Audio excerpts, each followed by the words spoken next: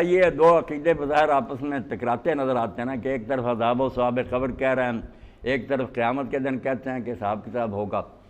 تو ڈاکٹر صاحب یہ صورتحال بالکل ایسی ہے کہ یہ قبر کا جو عذاب و ثواب ہے نا، یہ وہ نہیں جو مکمل حساب کے بعد ہوگا کہ لوگوں کو دوزخ یا جنت میں بھیجا جائے گا۔ وہ تو ہے جیسے عدالت میں کارروائی ہونے کے بعد فیصلہ ہوتا ہے کہ اس کو جیل بھیجا جائے تو کس وارڈ میں بھیجا جائے، سزائے موت دی جائے، وہ قیامت کے دن۔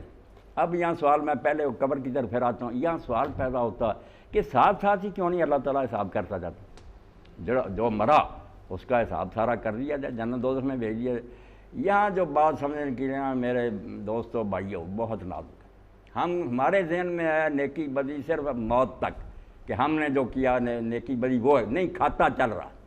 جیسے میں نے قابیل کا کہا نا کہ اس نے قتل کیا، قتل اس کے ابھی رکے نہیں، قیامت تک جتنے ہوں گے اس کے کھاتے میں درج ہونے ہیں۔ اس لیے میزان لگنی ہے جب یہ کارخانہ روکا جائے گا۔ ہم یہاں جمع ہیں، ڈاکٹر حضرات نے مجھے بلایا، کوشش کی لوگوں تک دین پہنچے۔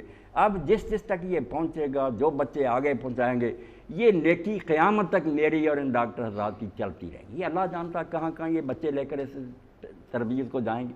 اس لیے نہ نیکی کا پتہ چلتا، اللہ تعالیٰ نکتب ما قدموا وآثارا، ہم وہ بھی لکھتے ہیں جو زندگی میں تم نے آگے بھیج دیا، اور ہم وہ بھی لکھتے ہیں جو بعد میں تمہارے نشانات رہ گئے، اچھے یا برے۔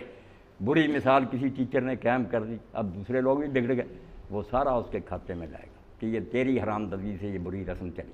اور اگر نیک چیز کسی استاد نے بچوں کو سکھا دی، وہ آگے سے آگے جہاں تک جائیں گے اس کو بھی پھل ملے گا کہ اس کا لگایا وہ بوٹا۔ اس لیے قیامت جب تک نہیں آتی، کارخانہ سٹاپ نہیں ہوتا، یہ کھاتا نہیں پتہ چل سکتا کہ اس کی نیکی کہاں کہاں کس رنگ میں گئی، برائی کہاں کہاں دنیا میں پھیلی۔ اب ہٹلر حرامی کو مرے کتنی مدت ہو، مگر اس نے ایسا کیا کہ یہ مہنگائی اور دنیا میں یہ خون خرابے شروع ہو گئے۔ اب اس کے مرنے سے قصہ ختم نہیں ہوا، یہ سارا اس کے کھاتے میں جائے گا۔ قیامت کا حساب کتاب تو اس لیے رکھا گیا کہ جب یہ کارخانہ روکا جائے گا، پھر ہر شخص کی میزان بنے گی کہ اس نے کمایا کیا اور برباد کیا کیا۔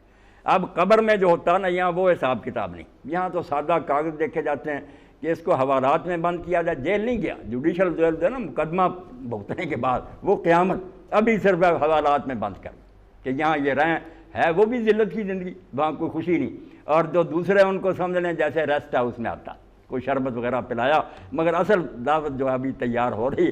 یہ فرق سمجھ لیں کہ جنت دوزخ جو ہے وہ اصل ہے فیصلے کے بعد، کہ یہ جوڈیشل جیل میں کہاں جاتا ہے یا جنت میں کس درجے کا مستحق ٹھہرتا۔